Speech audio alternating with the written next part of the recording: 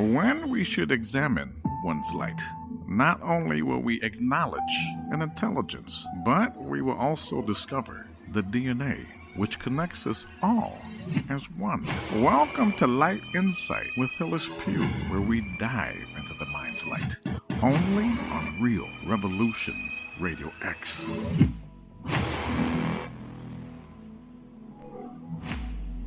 Hello, everyone, and welcome to Light Insight, where we dive into the mind's light. And today I am honored and privileged to have a good friend of mine and a colleague, Hanson Tse, on with us today.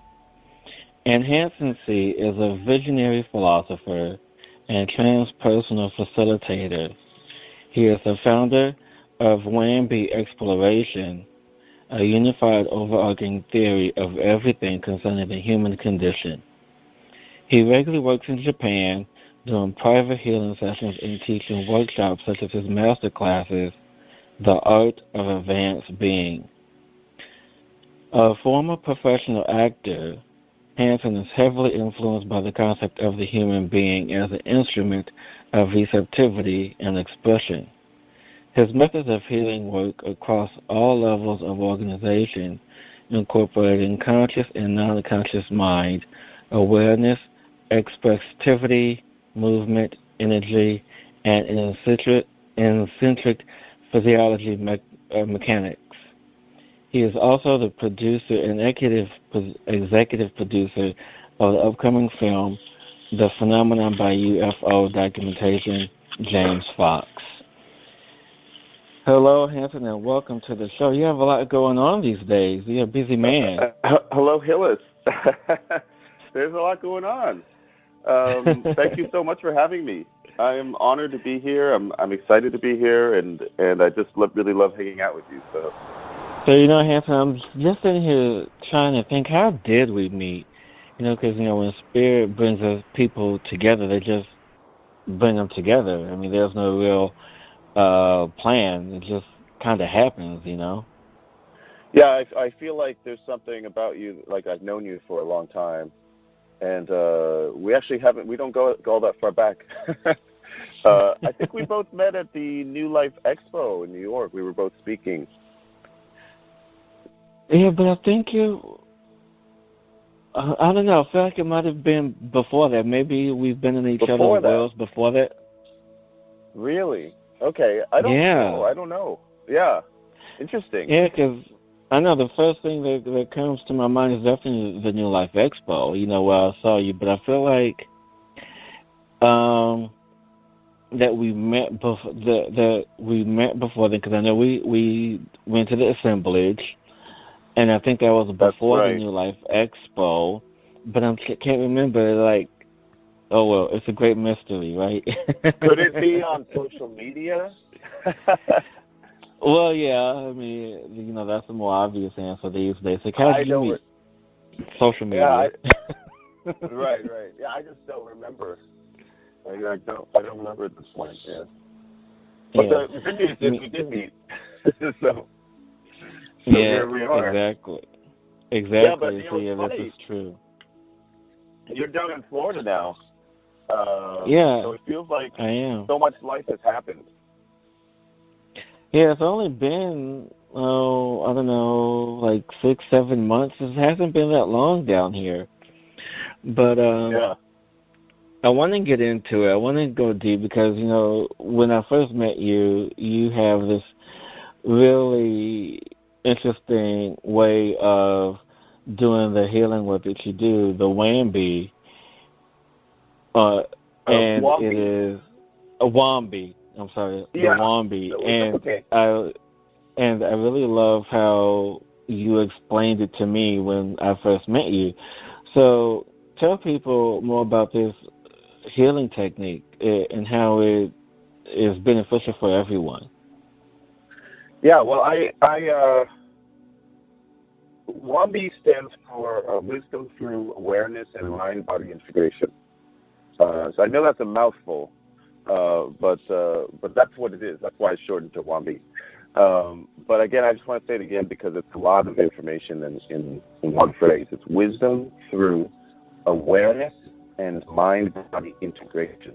And it's not actually a healing technique. It is an overarching theory of everything concerning the human being and how we can understand ourselves, how we can understand the world around us, and more importantly, what we can do with that understanding. And basically what happened was in 1998, I began studying acting in New York. And I had been a psychology major in college, but I grew disillusioned with psychology because I felt that it didn't really hold the answers I was seeking. When I'd gotten into psychology, I was fascinated by, I was kind of a science kid, and I was fascinated by brain structures and neurotransmitters, you know, what the physiological mechanisms that gave rise to our behavior. And by the time I was a senior, you know, I felt good about myself because I was taking advanced senior seminar level classes that were like essentially grad school classes. But at the same time, I felt like the material I was learning was not really applicable to my life. It really had nothing to do with, you know, how happy I was, how I could improve my relationships with people, you know, including family or romantic relationships or anybody. And so I decided, you know what, forget it. I'm going to go into acting.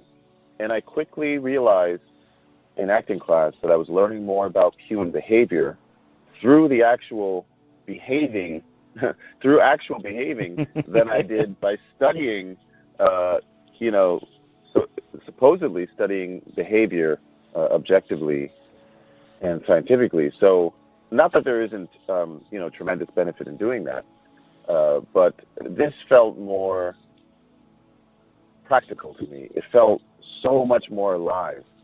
And, you know, I felt that I was becoming the person I had always wanted to be because I was allowing myself to be free and to learn how to express. And I bring all of that into my, you know, philosophy. And I want to also say it's a practice. It's not just a philosophy. But I'll get into that in a minute. When I started studying acting, and I started, you know, realizing the tremendous potential of it, I also learned that there was this concept of emotions being stored in the body. And there was this movement guy who came into our acting class from the Actors Movement Studio. And I thought at the time, who is this guy? Why is he in this class? What is he going to possibly share with us? What the hell does the movement have to do with acting? You know, I thought it would be like dance or something like that. But what he did was he took these people who were in the middle of a scene, and they were kind of struggling to find an emotional connection, both within themselves and with each other. And he just had them slump into his arms and breathe. He pushed their shoulders down, their feet into the floor. And the next thing you know, these two people who, let's just say they were not very good actors. He did all these little things with him, and then the next moment, they were connected. They were authentically emotional. They were in the moment, and it became this virtual tour de force of acting. And I saw that, and I thought, what is going on? You know, I had no idea that you could create acting in at all, even, you know, let alone so simply and easily. And I think it was what we were seeing was basically a demonstration of the mind and body integrated. And, you know, acting is one of these really interesting activities because it's basically like a microcosm of the human experience. So does that make sense? Yeah, it makes perfect sense. And what I appreciate, you know, having to experience one of your sessions with you firsthand and how you really demonstrate the mind-body connection. And it is through that action that brings awareness to it. For example, I recall when we were in session and you noticed the tension in my body, even though I was not aware of it. I mean, because, as a human being, you get used to certain things or certain feelings such as tension or stress. You just get used to carrying certain weight in the body. Even me being a practitioner, I still get used to these common things, such as this weight that we have.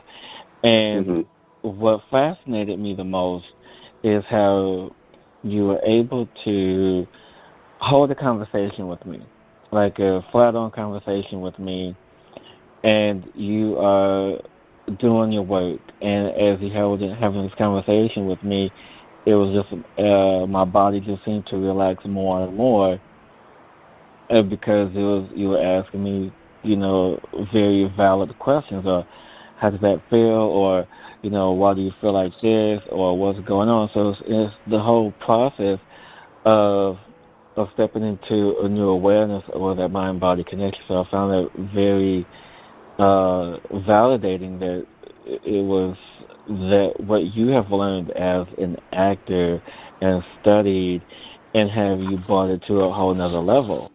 But what I want to know is, I think we talked about it last week, is how did this journey start for you? Because we all have this path of like, okay, I'm going to do this, I'm going to do this, I'm going to do this, and be done. But, it already sounds like your path already took a little bit of a skew, when you were studying one thing and saying, no, not going to do that, I'm going to be an actor now. So it's like all these little paths. So how did this one path start for you? What was the beginning of that? Yeah, well, when I got into acting, and then I felt like I was really onto something. I felt like there was really, really something important to expression, learning how to emote freely and expressively, and the freedom that came with that. It felt very healthy, honestly. And even though a lot of acting class may have been shouting and screaming and being angry, there was a freedom to that. It just felt like you could be who you were, to some degree. Acting class was a little bit, there's a lot of pressure on people in acting class to be good and to have a career, and there's a lot of social pressure, which is not great about acting as far as a tool for development, human development. But then when the movement came into the scene, then I realized, wait a minute, I'm onto something now it's not just personal expression. It's a way to get into the mind and the body and get into emotions and actually begin to release traumas and emotions and things that hold us back from being the people that we truly are. And they literally weigh us down, all of it. We call it baggage for a reason, because we feel the weight of it,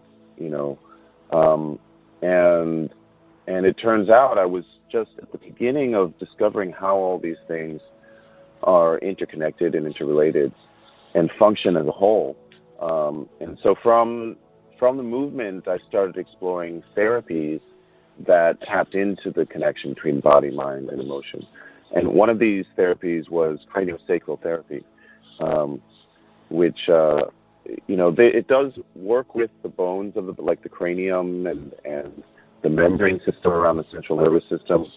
But it also has aspects that work with the subconscious and non-conscious mind, rather, and emotions, and explores how the emotions are quote unquote stored in the body, and that's like the beginning of the journey. And then from there, when I discovered that concrete, reliable and deep ways of tapping into mind and body and emotion, then I started looking and studying other methods, and was thinking, what else is out there? What can I learn? What can I explore?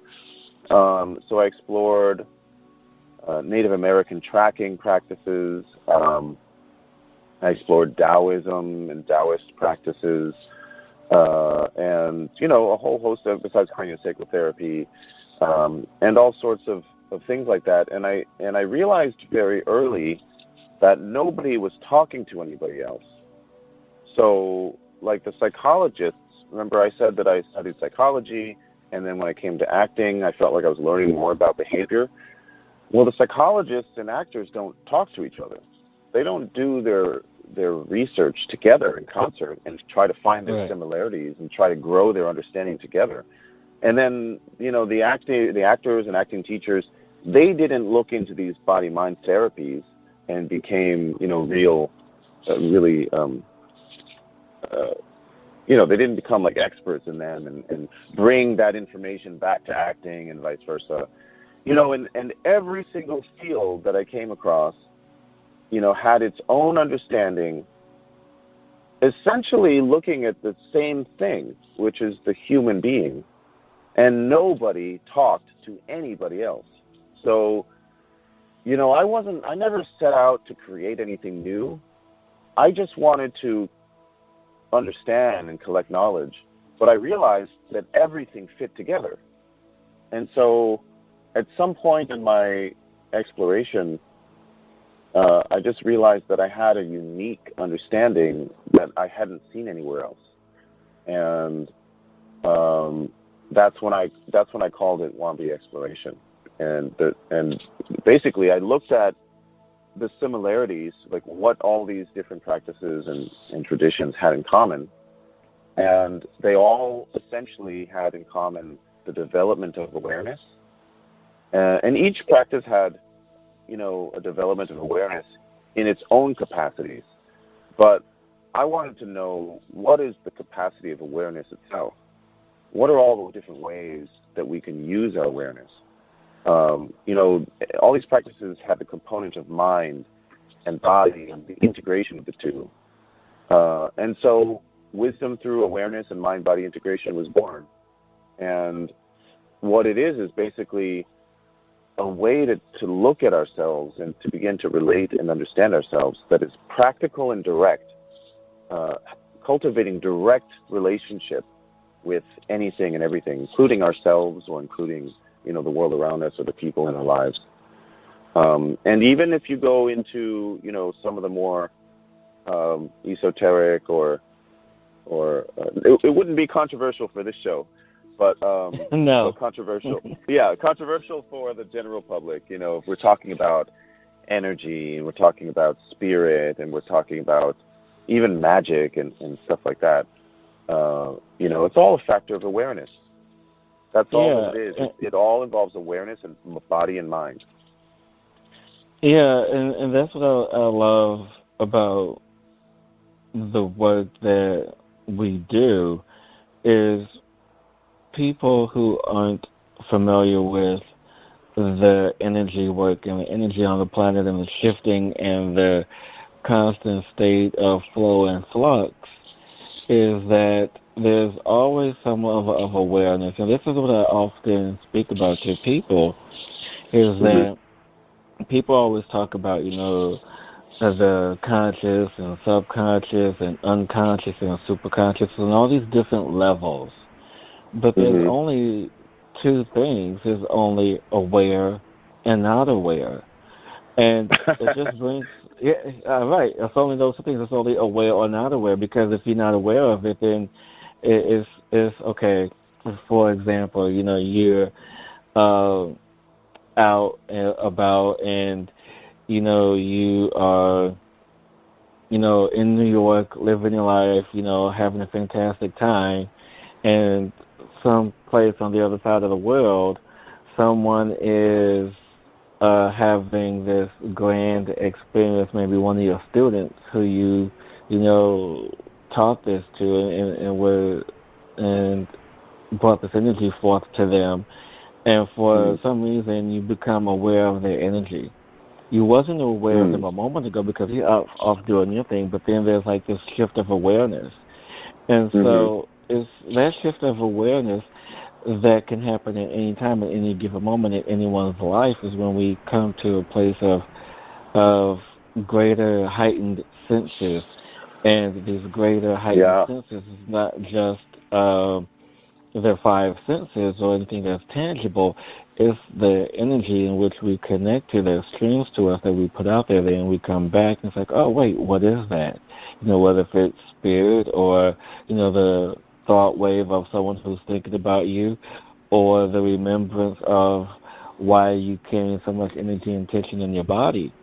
Because I'm just remembering there was, speaking of New Life Expo that we talked about earlier, I was sitting in front of this lady, and while you were doing this group session, it had to be at least 50 people in the room, maybe more. And there was this lady who started weeping behind me. I'm like, oh my goodness, she's really feeling this energy, that she's really aware of herself, and she's really embodying and really taking everything in and just allowing herself to let go and to be free. And in that moment, I thought, how freeing this must be, that she can sit in a space of all these people. She has no idea who these people are, and just allow herself to let go and to be free. And that is awareness, and that is courage to do that. And so, what's your take? I know we just talked about it a little bit, but what's your take on just being aware or not aware? Because, that's all it really is, right? I guess in a grand sense, I suppose that is the what it comes down to, is aware, not aware, which is essentially conscious and non-conscious. Like my understanding, based in over 20 years of this exploration, is that we are only aware of a certain amount of information, and yet the entire world exists without our need to be aware of it. So, the vast majority of ourselves even is not aware at any given time. And actually, this brings up something interesting, actually very interesting, I think, because it's a different way that we understand awareness. We usually want to be aware, as aware as possible, because we think that information is useful in the aware state. But information is also useful in the non-conscious state, in the state where we're not aware of it. And the difference, this comes from my work specifically, and the way that we manage, because most of this information is non-conscious to begin with. Most of our lives are non-conscious to begin with. The way that we begin to manage this non-conscious and conscious relationship is to understand, to allow the conscious mind to understand that because the vast majority of us exists in the non-conscious is also intelligent. And so when we can understand that the non-conscious is intelligent, then we can begin to build intelligent communication with it. And I know that might sound a little strange, but this non-conscious communication is basically a state of allowance. And through this state of allowance, then we begin to make room for intelligent communication with the non-conscious. So it kind of goes along with what you're saying about how this woman, during the group healing that was going on, that she entered into this state of allowance, and it allowed for these processes to begin to come up within her, these emotional processes. And that's all communication. Emotionality is intelligent communication. It's just not within the realm of the intellect. And, that's actually the vast majority of all the information that we process in our lives is not inherently intellectual. Because intellect is actually it's actually abstracted information that has then been further abstracted by the processing in our minds, in our intellectual minds. Whereas you mentioned the senses are direct communication. The senses are direct relationship with whatever we are sensing. And that's when we can really start getting into what it is to be human and start making the most of our lives, is when we can begin to develop those senses and those feelings and perceptions, to take in the world and to process the world, and even to listen to ourselves, to listen to the things that don't quite feel right to us, and the things that we yearn for, because this is really getting to know ourselves, and then we can use that information to live our lives with. So many people struggle with knowing what to do with their lives, rather than try to explore their lives.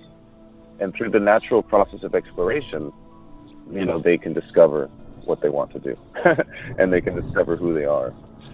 Sorry, I don't know if that was a little tangent.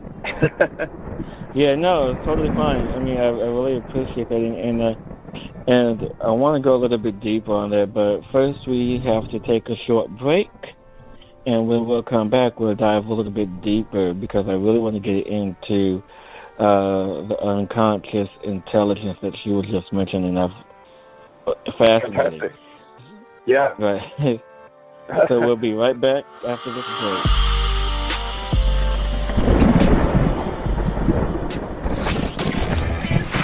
Whether it's coming from the world of entertainment, integrative medicine, quantum theory, conspiracy fact, ancient archaeology, sacred geometry, financial trends, or perhaps even from the very world of self-help and motivational speaking, Real Revolution Radio possesses the information you need. Listen today to our daily inspiring lineup of podcast radio talk shows, only on realrevolutionradio.com.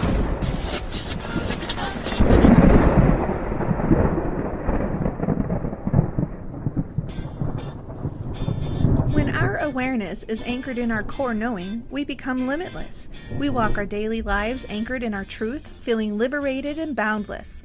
Christina Schwind is the owner of Light Body Therapeutics, as well as a master tracker and multidimensional activator. She is a powerful light body healer with a unique and thorough approach to resolving chronic pain, anxiety, and trauma, as well as opening one's intuitive abilities. Light Body Therapeutics brings forward a highly refined process of accelerated energy medicine to unravel the stuck and old mechanisms at the root level. This effectively and permanently removes the interferences that blind us to our multidimensional awarenesses. We are all hardwired to perceive multidimensionally, and all of our incarnational experiences are influenced by the organizing principle of our light body. Sessions with Christina can be done in person or remotely, as well as other services found on her website, www.lightbodyinc.com, or email info@lightbodytherapeutics.com. Open your innate abilities and become limitless by contacting Christina Schwind today. True healing must address 4 levels: physical, emotional, mental, and spiritual, for us to live joyful and productive lives. We tend to treat 3 of the 4, leaving the spiritual languishing. If you're tired of the same dysfunctional patterns cropping up in your life, Soul Balancing is for you. Trixie Phelps, owner and founder of Soul Balancing, is a naturally gifted energy healer trained in numerous esoteric forms, including shamanism. Trixie has created a powerful modality that safely and effectively clears your energetic field. A soul balancing session can remove interference, heal trauma, and restore your hope. Contact Trixie for a life-changing long-distance session today. www.soulbalancing.world.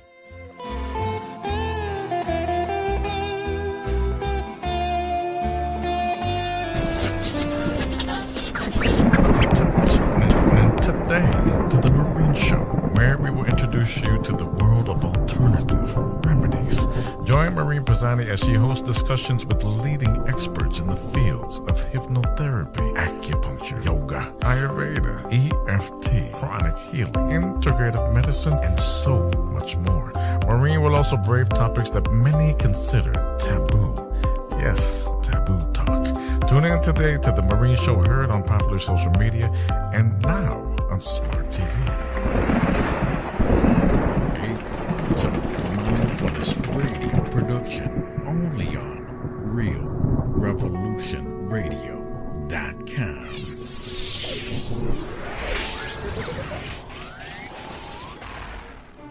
5, 4, 3, 2, 1. Cleveland, we now have liftoff to a higher level of consciousness. Tune in to RealRevolutionRadio.com, the #1 source for independent music and inspirational podcast radio.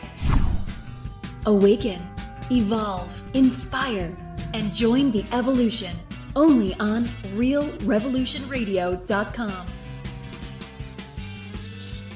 You're listening to RealRevolutionRadio.com. There's hope as long as you're alive.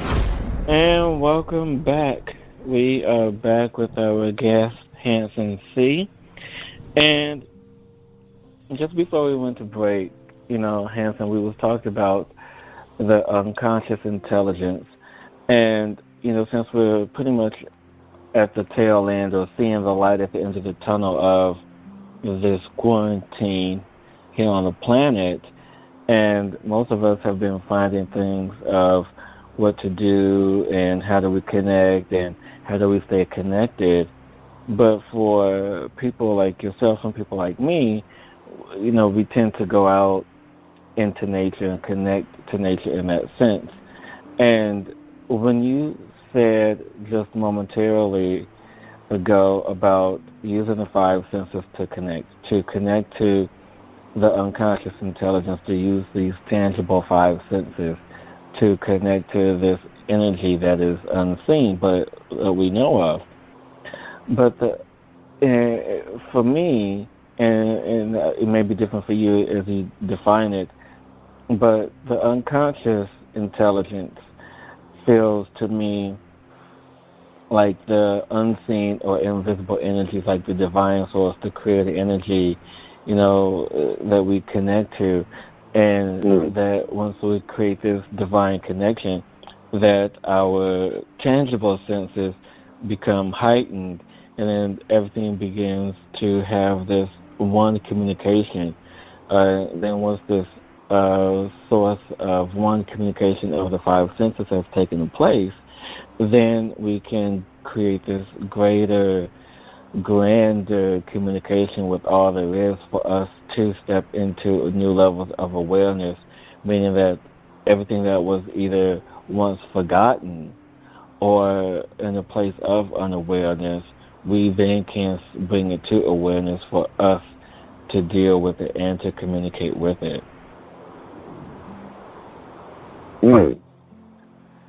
Yeah. Sorry. So, what was your question?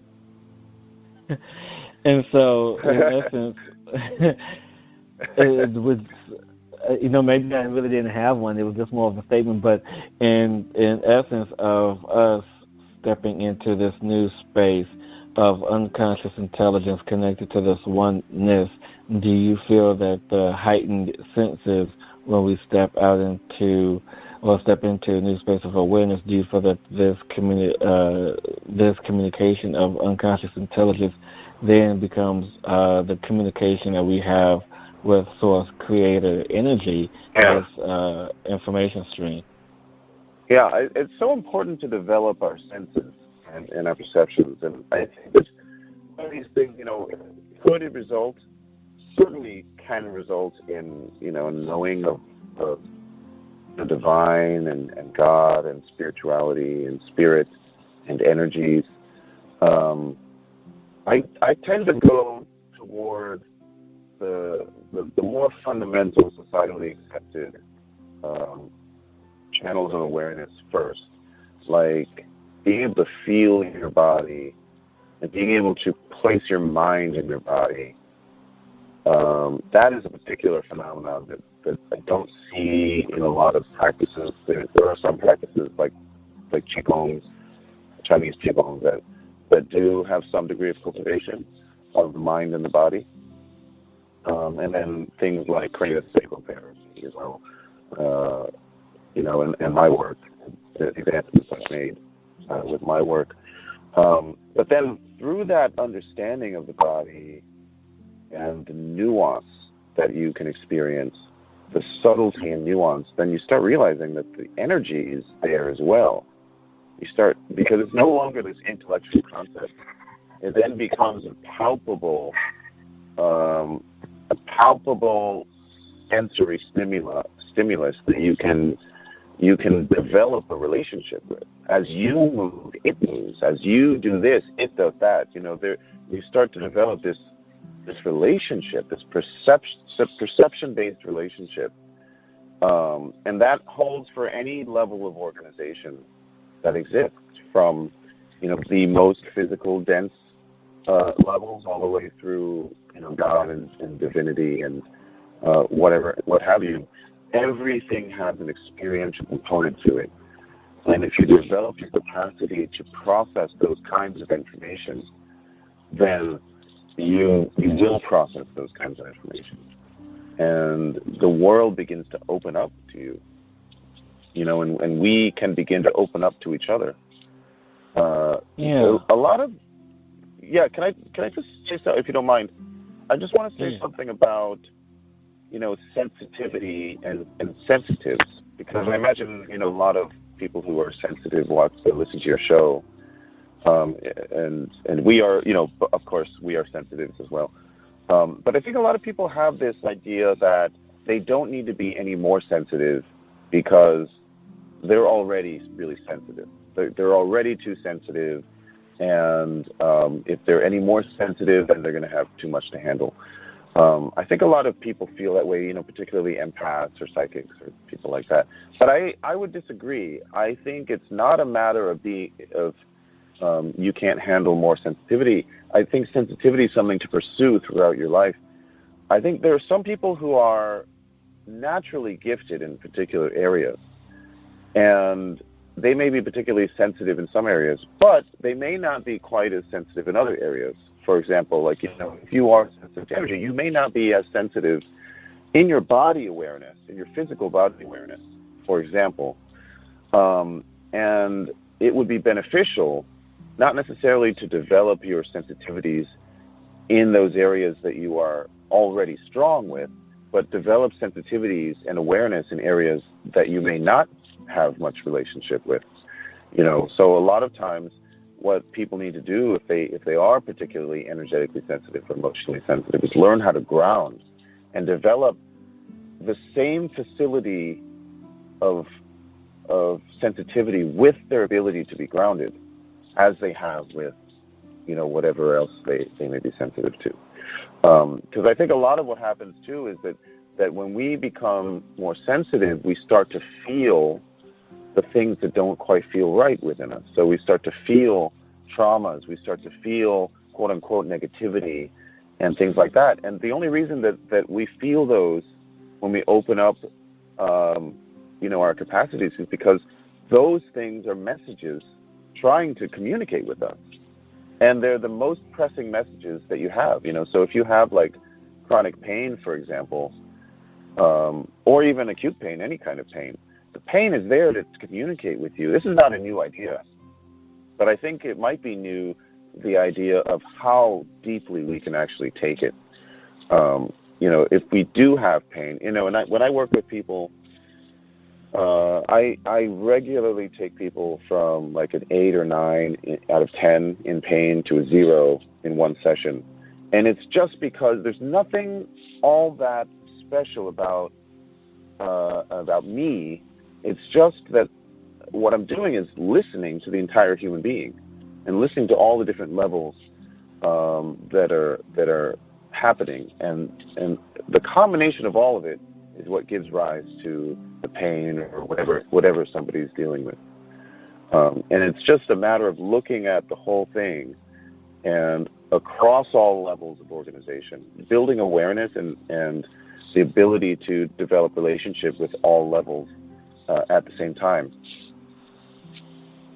Yeah, I love that. And what comes to mind as you speak to all of this is it all goes back to awareness, but it also goes back to not just the energy itself, but also the biology, the biological energy that we carry, because our cells, our cellular energy, our cellular structure, our cellular memory, it all carries that same energy. So, when you hear people, like you and I, all the empaths and all the light workers and all the people who do breath work and meditation, they all say these things for a reason, because it's true. When we build up an awareness to communicate to our physical body, to our cells, to our cellular structure, to our DNA, to all these different layers that make up the physical self, because first and foremost, we are energy. And this energy communicates with us, and it communicates with us in ways that we can understand. And if we misinterpret the message, then it is, our fault, that we let our stress or our pain or everything get too far, because we have misinterpreted the message that we have been asking for. There was a miscommunication. There was no direct connection. There was no space of awareness. And so how do you feel in the work that you do? How do you feel the role of biology is in all of this? Is it like a big role, small? How do you feel biology plays into all of what you do? It's absolutely an integral part of it, just as anything else. Just as you're talking about energy, biological energy, and that's not necessarily something that I could perceive before, and it is something that I work with quite a lot now. But all these levels are in everything else. So, biology is not. We think of biology as being separate because we've been taught that it's separate. We went to school and we had biology class. Society has no understanding of these kinds of energy that you and I deal with. But it's all together. It's all in there. So if you just place your hand on your body, that's biology right there. And everything that's going on in there is biology, including even, what's not going on inside. There are things going on outside of the body that are a factor of the body. And I think they're just aspects that science has yet to catch up on, because this is one of the interesting things about this work, is that science, the way that we understand ourselves, goes hand in hand with science and technology. So we, as a society, we don't accept energy, and we don't have this understanding of of what energy is and how it works. But what we're doing, we base our knowledge on instrumentation. What can we measure, quote unquote, objectively, with instruments?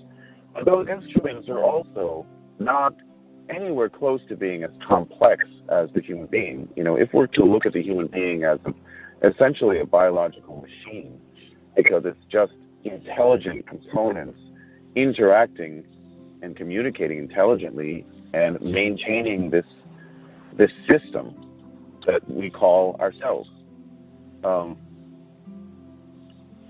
Let's see, where was I? You were talking about how the human body is this machine and how it sustains itself. Essentially, right. So, right. So if you look at a piece of technology that's meant to measure our energy, quote unquote, whatever that is, look at how crude that technology is. Absolutely, it's like the Stone Ages compared to the technology of the human being. And so for the way that we can begin to understand the biology of the human being is to engage the biology with biology. So we have this sensory complex that that is beyond any instrumentation that we've ever developed. We have, all these various senses and capacities to understand and relate to the world and investigate the world. And that's the kind of technology that we have to apply to anyone or anything to begin to understand it biologically, is to engage our biology with it. Yeah. So that's why and yeah. No, go ahead. Well, that's why we're able to work with these energies that are imperceptible to science, because science is nowhere near the capacity of being able to measure the existence of these energies. But these energies are very real. The more you develop the awareness of them, the more interactable it becomes. And then their existence is undeniable. It's not a question of, is this happening or is this not happening? Because it's very definitely happening. And people can then perceive things independently. And this doesn't even have to be, a lot of my work is done in Japan. And right now, because of the virus, my trip was canceled. So I regularly work with people in Japan over video, and they experience, dramatic results without any kind of implanting or anything. Like I don't tell people how to feel. I don't tell people anything. I simply allow them to report observations to me, and they corroborate with my observations. And this is one of these things that, craniosacral therapy, I don't use craniosacral in my practice. Craniosacral was kind of like very influential to me. So, and it's a very, very beautiful example of how, mind, body, and spirit are interconnected in some ways. So that's why I talk about it all the time. I don't necessarily recommend that people run out to go see craniosacral therapists. But if they haven't received it, then I highly recommend that they do, check it out, because it is very. I just recommend people to come and see you. Oh, well, there you go. Yeah. I'm moving away from healing work, though. I haven't actually. I've been on indefinite hiatus from healing work for the past year. And I'm noticing now that my interest is not so much in healing, although I do healing work. I'm much more interested in creating, essentially, like what I've been talking about is the next level human being, that has developed their capacities, throughout mind, body, spirit, energy, emotion, developed, consciousness, developed awareness. And what happens when you look at all the levels and work across all of the levels, what I find is that people begin to come online as a new version of themselves, almost like a 2.0 version, where everything's integrated. The brain and the heart are communicating and functioning as one. Mind and body in a larger sense as well. Energy, spirit, everything is together.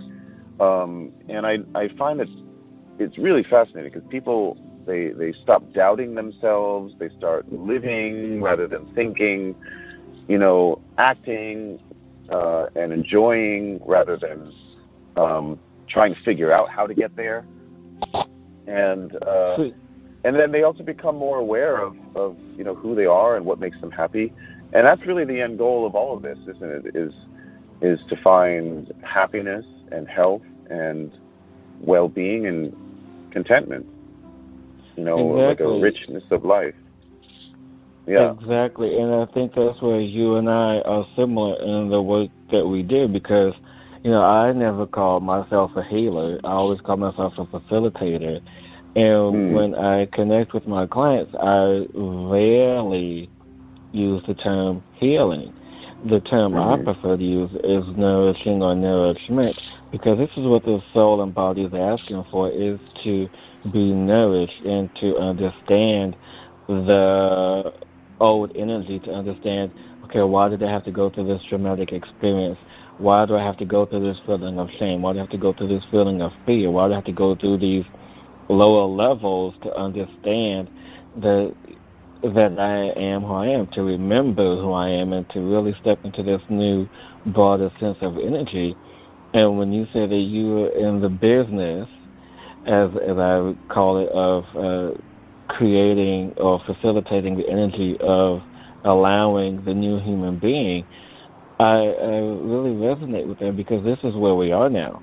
We are in a place of awareness, and we really have to step into this new awareness, especially on the planet now, being at home for, over a month, and see, one, the earth has nourished itself back to prime condition, and I feel that some of us have done the same, being in this innovative space to really allow for the energies to really cultivate and find new levels of awareness. Because this is, and speaking to you today, has really helped me to hone and understand the subtleties of those who are aware and those who are unaware. And it's honestly just now, just those two groups of people who are aware, who are really ready to step into this, and those who aren't, and who want to step into it but don't know how. So for those who you say are willing and ready to step into this whole body-mind connection, what advice would you give to those people? That's a good question. People ask me things like that regularly, and I should have a better answer for them. Well, it's always different every time, because the energy is always changing. It's different. It is different all the time. That's true. And I do enjoy the challenge of coming up with an answer in the moment. I tend to shy away from questions like this, because I feel that there isn't really all that much advice that I can give that will help. Because what we really want to do is we want the work to happen. And advice doesn't necessarily lead toward that, because a lot of times, when people ask for advice, they're asking, like I had this woman yesterday in Japan that I was working with, and I said, what would you like to work on? And she said, well, I want to improve my relationship, my financial situation, and something. Like, she had like 3 different distinct things that she's like, I want this and this and this. And I'm laughing only because it's the top 3 things that everybody wants. Oh yeah, right, of course, yeah. But I said to her, okay, this is not I can't quite work with this, because it's a factor of her mind deciding, I want this and this and this. And so I said, okay, let me just start the work, and things will become clearer as we begin to work. And what we found was, which is always the case, is that she had a lot of stuff going on that she wasn't aware of. And she came to me basically to resolve those things without even being aware of it. Because once we started working, I worked with her for a good period of time, maybe 20 to 30 minutes, before we even said anything, before I even asked her, how that felt or what was going on for her. And there was something in her mind, body, spirit, and I call it a mind, body, spirit complex, because I see it as a single multi-tiered entity that is communicating and constantly in flux. So there's something in her body, mind, spirit complex, like an intelligence that said, here, this is what I want to work on. This is what is the most pressing thing. This is the most important thing. And that's why I present it to you now. So I think my advice would be to begin to open yourself up to that which you don't know, and to that which you are not aware. No matter how aware you may be, the vast majority of us exist outside of our conscious awareness. And it's that state of receptivity and the state of allowance, and you might even say like the state of okayness, that allows you to tap into that and allows that information to then rise up into your consciousness. So I guess that would be my advice, to be open to what you don't know. Yeah, and I would agree with you because, I mean, like I chuckled about earlier, it's, anytime when you connect with someone new who has an idea of what you do, they say, well, can you help me, find a relationship? Or if they have one, how can I better my relationship? Or it's like, well, how can I get more money? Or, it's like all the, it's just the staples, of being in this work. And so I agree with you. People do have to step into the space of being open to what they don't know. Because typically, when I connect with one of my clients, I was like, before I get on the phone with you, before we have a call, I need you to fill this form out. And usually it takes them about 2 days to fill out this form because it's extensive. I think, and people think and they appreciate it because it's like I would have never thought to ask those questions. I think yes, because you don't know what you don't know, and so when you step into the awareness of when you don't know what you don't know, and then when you step into that awareness, it's like okay, I get it. I understand it. And so after we do one session, it's like, oh, my goodness, I can't believe you found that. I'm like, well, it's part of my job. It's the reason why I'm here is to help people along with that, Yeah. And so, bringing awareness. Without it. Oh, sorry? Yeah. With that advice, it's like, like you just said, bringing awareness to it because, we have to be aware. Yeah, this lady yesterday, this client, she was telling me, she told me about halfway through that she had a realization, and it was that she always chooses the path of hardship.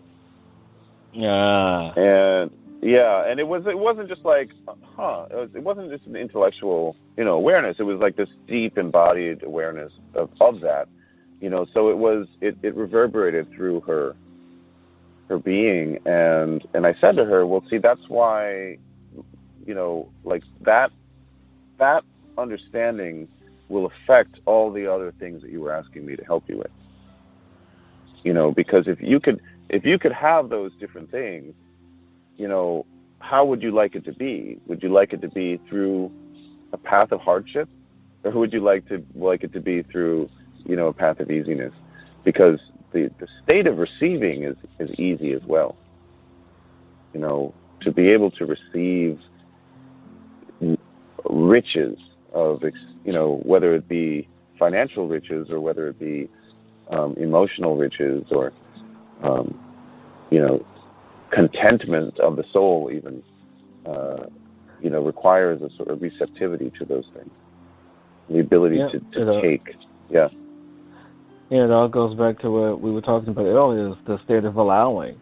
You're going to allow yourself to sit in this space of hardships and this path of where everything that you choose to be difficult, because your belief is like, okay, for me to be successful, for me to live this life, I have to go through this struggle, as opposed to, allowing ease. So it also goes back to the belief as well that people carry. Exactly. And those beliefs are then, programmed essentially in our bodies and our minds. Just as the energy is like patterns, patterns of energy that are in there, and it all works together with the beliefs and the energies and the physiology and the direction of your mind, how you use your mind, how you place your mind, how you shape your mind. It's the human being is such a beautiful collection of treasures, and I think that would be, if you would ask me the advice question another time, like, I was giving you a hard time about it before, and now I'm like, I want to answer it again. Well, answer it again. I would say to explore the treasures of the human being, like the treasures that make you up. And when I say that, I don't mean your identity. I don't mean who you think you are. I don't mean like the life that you've lived and the stories that you have gained in your life or the people in your life. I mean, like, what is the totality of your being? We have these bodies, we have these minds, we have emotions and energy and perceptions and feelings and sensations and all this stuff. Like, what is all of this? And that is essentially WAMBI Exploration, is looking at how to explore and know and develop relationship with it all. And that's when we find, we can resolve our conflicts once and for all completely in ways that, we haven't quite seen yet, because this is the product of, if everyone had talked to each other, if everyone had shared the knowledge with everybody else, this is when it all comes back together. So taking philosophy and art and medicine and science, and putting it all together as one thing, not separate things any longer, but as one single thing, and that single thing is the human being. Yes, well, that time is coming to where everything is coming into one, where everything is going to be that one thing. It doesn't have a choice. This is the evolution that we're living in right now. Exactly. And so with that, Hanson, where can people find out more about you? If they want a session with you, or if they even, or anything. Yeah, I am receptive to taking on mentees at this time. I've just recently had some people contact me about that, and it's turning out to be like a very, very rewarding experience for both of us, actually, because I'm starting to be able to see my work in the world and be able to pass this on to other people, and so that's where I'm focusing my attention these days. I still do healing work in Japan, but that's not my focus here in the States. If they want to get a hold of me, they can email me at info@hansonse.com, HANSONTSE.com. I have a website, which is my name again, www.hansonse.com. But it has to be updated. I admit it's a little old, so it's focused more on healing and not the current direction I'm going in. Yeah, that's totally fine, because right now with everything that's shifting on the planet, with everything that is moving and going, it is a beautiful thing for us to shift with it. And Hanson, I just want to thank you for being my guest today, where we dove deep in allowing the connections of awareness and the physiology, the psychology, the biology of this body, mind, soul connection. It was a great, great, great pleasure to have you here on Light Insight, and I look forward to more insightful conversations with you, sir. Thank you, Hillis. This was a pleasure for me as well. I hope we can, maybe we could do this again sometime, and dig a little further, a little deeper. Yeah, definitely. There's definitely going to be a part 2 to this. It has to be. And thank you to all your listeners as well. I hope they enjoyed it. Yes, I'm sure they did. Thank you, Hanson, and we will connect soon. Okay, thank you so much.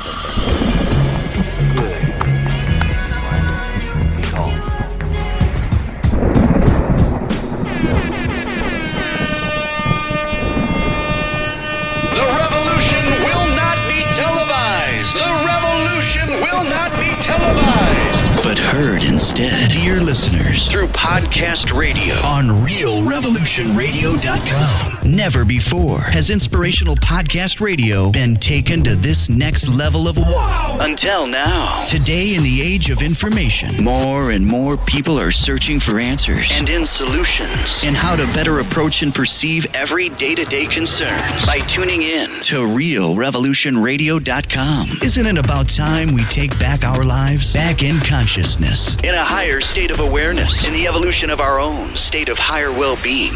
Yes, we can do so consciously every day by tuning in to the many groundbreaking and third eye-opening podcasts. Our new Cleveland-based network of over 33 paradigm-shifting internet talk shows. Only on RealRevolutionRadio.com. Be part of that change. Evolve. Be inspired.